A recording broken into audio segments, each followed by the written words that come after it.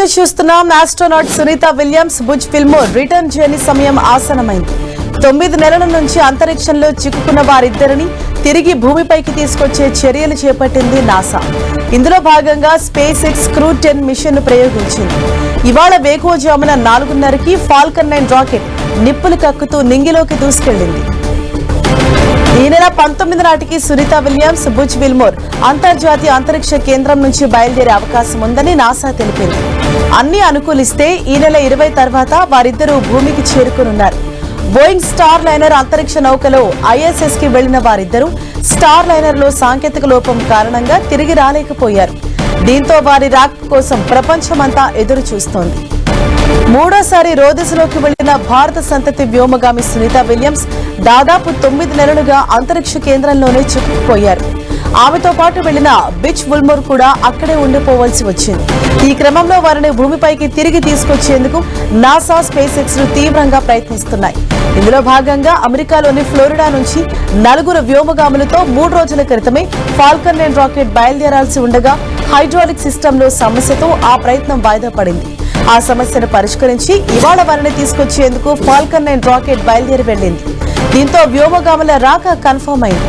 Crew 10 ద్వారా కొత్త బృందం ISS కు చేరుకోగానే స్పేస్ ఎక్స్ కు చెందిన డ్రాగన్ క్యాప్సూల్ ఎండివర్ ద్వారా సునీత విల్మోర్లు భూమి మీదకు తిరిగి రానున్నారు. 2024 జూన్ 5న ప్రయోగించిన Boeing space ship star liner లో సునీత ISS కు చేరుకున్నారు. ప్రణాళిక ప్రకారం ISS లో ఉన్న వ్యోమగాములు సునీత విలియమ్స్ బుచ్ విల్మోర్ వారం రోజులకే భూమికి చేరుకోవాల్సి ఉంది.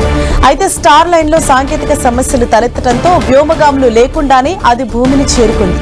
అప్పటి నుంచి Sunita Williams Butch Wilmore ISS లోనే ఉంటున్నారు. వారిని తిరిగి తీసుకురావడానికి నాసా స్పేస్ ఎక్స్ తో కలిసి పనిచేస్తోంది.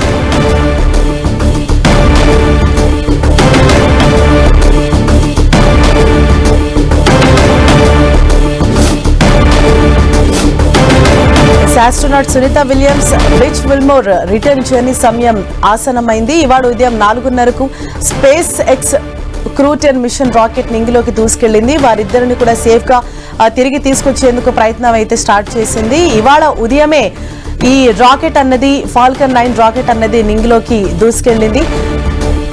ఇంతకు ముందే అంటే 3 రోజుల క్రితమే వాస్తవంగా బయలుదేరాల్సి ఉండగా ఆ రాకెట్ లో కొంత సాంకేతిక లోపంతో ఆ ప్రయోగం వాయిదా పడింది. తిరిగి ఆ సమస్యను సరిచేసి ఇవాళ ఉదయం 4:30కు మళ్లీ ఆ రాకెట్ అన్నది రింగిలోకి దూసుకెళ్లింది. ఆ 2 వ్యోమగాములు కూడా తిరిగి భూమికి తీసుకురానున్నారు. అన్ని అనుకూలిస్తే ఈ నెల 20 తర్వాత మోస్ట్లీ వారు భూమిపైకి చేరుకున్నట్లుగా తెలుస్తోంది. గత 9 నెలలుగా కూడా అంతరిక్షంలోనే వారు చిక్కుకుపోయారు.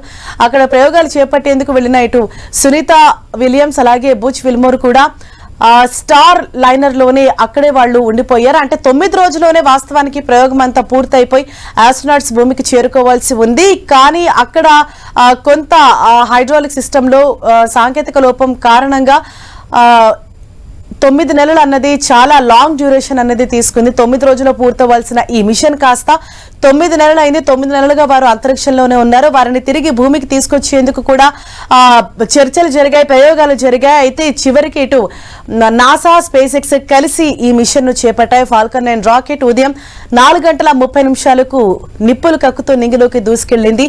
అంటే 4 వ్యోమగాములు కూడా ఆ రాకెట్ లో వెళ్లారు. ఇటు అంతరిక్షంలో ఉన్నటువంటి సునీత విలియమ్స్ బుచ్ విల్మోర్ ను కూడా తీసుకొచ్చేందుకు ఉదయం రాకెట్ బయలుదేరింది.